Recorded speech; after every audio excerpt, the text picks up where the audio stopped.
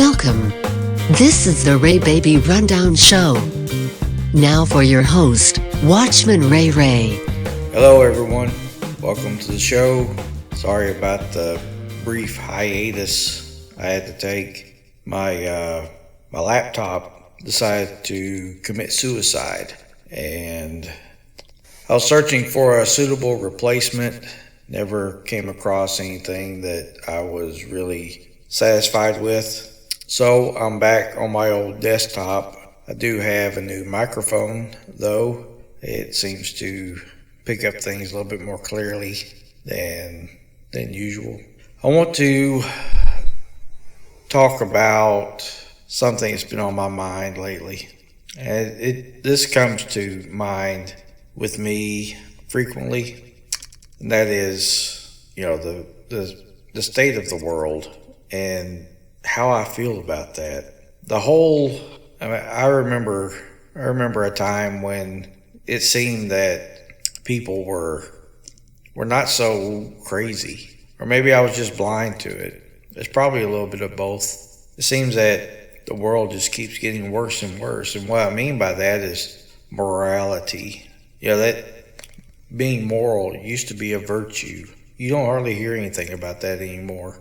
And me being the kind of person that I am, I hope I'm not in the minority, but I feel like I probably am. 3 things govern my thoughts and my actions and my words. Those are logic, truth, and reason. And I just don't think that the world really cares about any of those things anymore. And for me, it's quite distressing to live in a world where sense is no longer common. We used to talk about common sense. Well, that's just common sense. But I don't think sense is common anymore. To see so many that want to base performance on anything other than, measurable metrics is distressing. I take the workplace, for example. I remember working at I'll just say a place where metrics governed everything. I remember, and you've probably heard this before, I remember hearing the phrase, if you can't measure it, you can't manage it. I rarely ever hear that anymore. Unfortunately, and I'm not exaggerating, it seems that we govern or we measure someone's worth in the workplace by things other than performance, work performance, that is. I see so many that are praised not because they do a good job, but because they'll sleep with me, not me in particular, or that seems to be the hot topic here lately, is, if they will sleep with me, then I will promote them. That's not how you get your best and brightest into higher positions. And the whole goal of this is supposed to be for the well-being of the company. Seems like we've lost sight of that, not only in the workplace, but in society. And I am by no means calling myself the epitome of moral virtue. I have my problems. I'm not going to discuss them here, but I know what the goals should be. And to see that we've cast all that aside, to me, it appears that we've cast perfection aside. We no longer care about being the best. And that's very distressing, because it just seems that we just keep going down this road and we're just going to follow it to its logical end. So we keep, I hate this word, devolve, because it's derived from evolve. I don't even believe evolve actually exists. I think that's a made up word. That's a whole nother topic of discussion. But it seems that we just keep wallowing into degradation. We keep going down further into the mud and the muck and the mire, and we have a big smile on our face and we're loving it. And that's not how you maintain or even become the best. It's so distressing to me to the point that I often ask myself, why do I even try? Because I'm resolute. I'm not going down that road with you. If you guys are going down that road, I would caution you not to, but I'm not going to be holding your hand on the way down to your inevitable end. Well, the Bible's clear. You reap what you sow. If you sow to the wind, you, my friend, will reap the whirlwind. But that's what the Bible says anyway, isn't it? Things are just going to keep getting worse, and worse until Jesus comes back. So I have to keep that in mind. That's my why. That's why I try.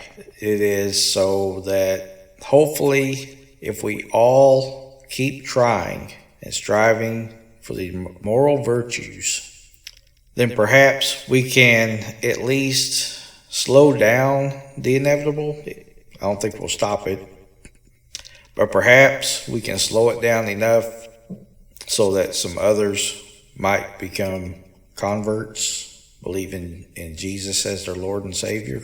I was going to discuss some deeper thoughts that I've been having lately, but I think I'll save that for another time.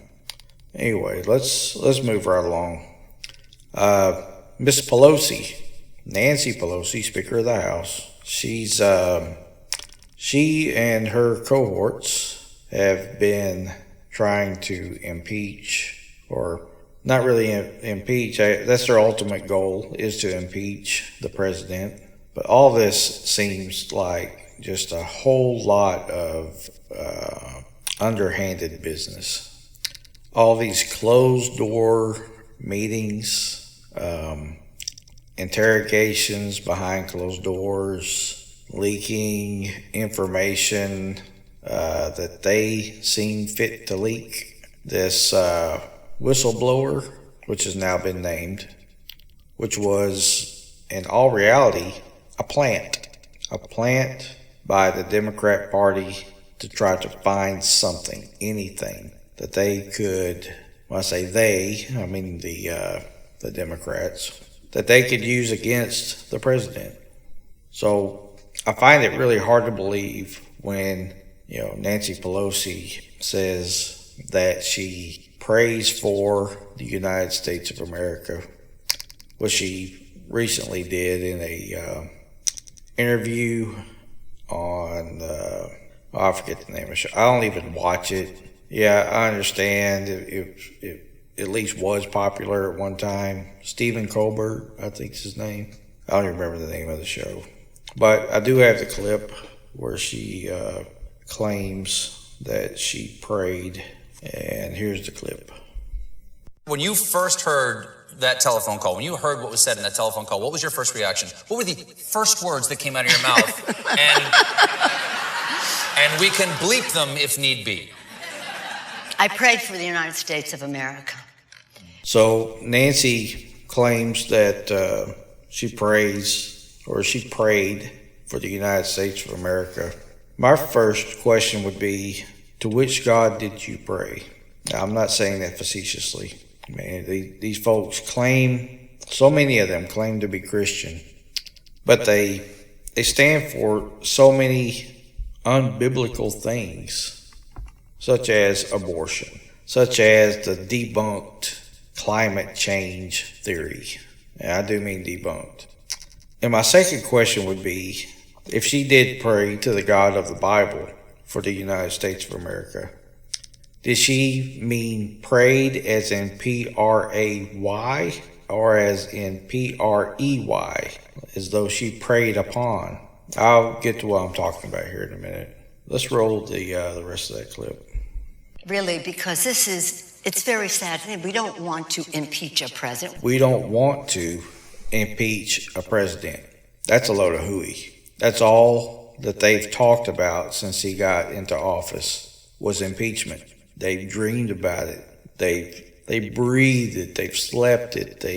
Every action that they've taken has been towards impeachment. And at one point, Miss Pelosi, I believe she had an interview with a reporter from the Washington Post, It was real noisy. I was going to play the clip for you, but I couldn't clean it up enough to make it right.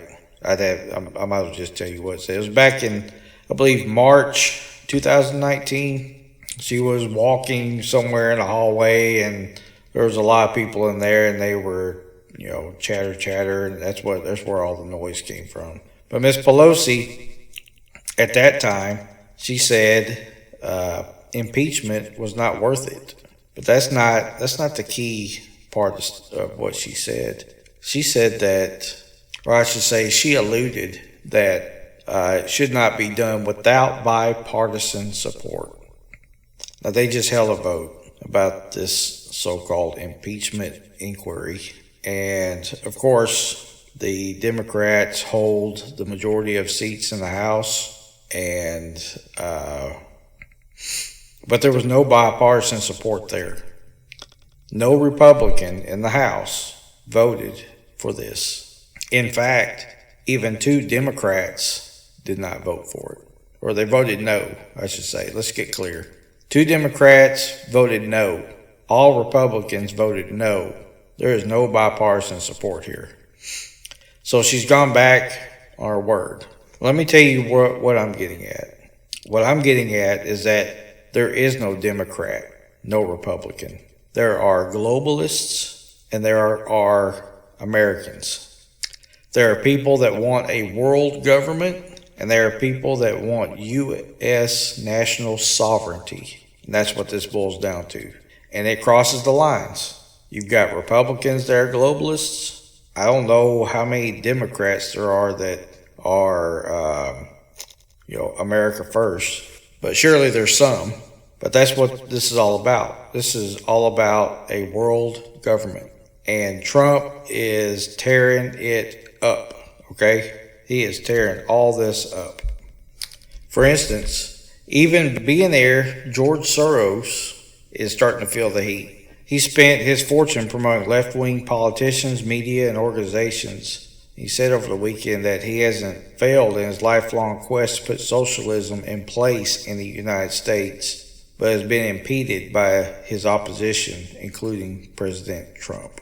And believe me, these globalists are getting money from Mr. George Soros. George Soros, as you may remember me saying, he, as a young man, was a Nazi sympathizer.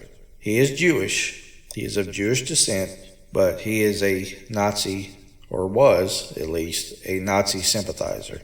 He was pointing out to the Nazis where they can find the Jews. He admitted it in a interview.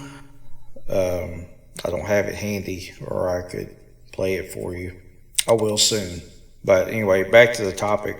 There are Republicans, there are globalists, there are Democrats that are globalists. And then you've got a handful of people that are America first, national sovereignty. I would say that George W. Bush and his dad, George Herbert Walker Bush, are both globalists. President Bill Clinton, globalist. President Barack Obama, globalist. We likely have not had a globalist president before our current president, Donald Trump, since John F. Kennedy. But that's where this is all going. They all want their new world order, one world government, and it will be under socialism. And if they get around to redistributing the wealth, it won't be the billionaires' wealth that gets redistributed. Mark my words, the rich will not have their money redistributed. You see, part of what makes rich, you're not really rich if, let's say, I've got $50 more in my pocket than what you have in your pocket, right? That's just a difference of $50. You're rich, you have power if you've got a lot of money and nobody else does. So for the rich, what this means is they all get to keep their money. They're going to redistribute all of yours. so that you guys are on one level playing field. Now, you have to keep in mind the people of the world, the poor countries, all the people that are in the poor countries. We're all going to have our money redistributed so everybody has the same amount or close to it. I don't know how you'd even figure that. But let's say that I've got $50 and my neighbor or somebody in another country, just anybody. Let's say that there's 3 people in the world and you've got me, I've got my $50, and then there's you, and you don't have any money, and then you've got a really rich guy who's got $1,000. Imagine this. He takes my $50, gives half of it to the guy that doesn't have any. So we've each got $25, but the rich guy, he still has his $1,000. It's eliminating competition. It's eliminating people from ever being able to attain the status of a rich person. It's not about equality. It's about the rich maintaining and magnifying their power and influence. That's what that's all about. That's the new world order. See, if you go back in history, we got rid of nearly all of our royalty. The French Revolution got rid of their king. The Russian Revolution got rid of their king. All these kings that have, some of them could trace their family lineages back to Noah and the ark. So we overthrew all those. Those were all God ordained, you should say, or I should say. So we overthrew all those. And we limited the power of the church. So we got rid of God's ordained ruling class, and we got rid of what God calls morality. That's when we got rid of diminished the influence of the church. So now the next step is we've got to, I'm speaking as though I'm one of the rich. I certainly am not. The rich are saying now we have to distance ourselves from all these other people, make ourselves the new kings, this new world order, royalty. So we'll come up with this great idea. We got a lot of people on the bandwagon saying that we're going to redistribute the wealth for the sake of the poor. It sounds like a noble thing, doesn't it? Well, the only part that they leave out is that they're not going to be redistributing their own wealth. They're going to be redistributing our wealth, not the rich, but those that they deem not rich. Or it could just be those that don't agree with them. That would include some of the rich as well. Certainly Donald Trump fits within that category. So you guys get ready. That's what's coming. And I guess that's really all I've got for today. Be sure to like, share, and subscribe. And we'll talk to you next time. Thank you for listening. Be sure to like, share, and subscribe to this channel. We'll see you next time for the next episode of the Ray Baby Rundown Show. Goodbye.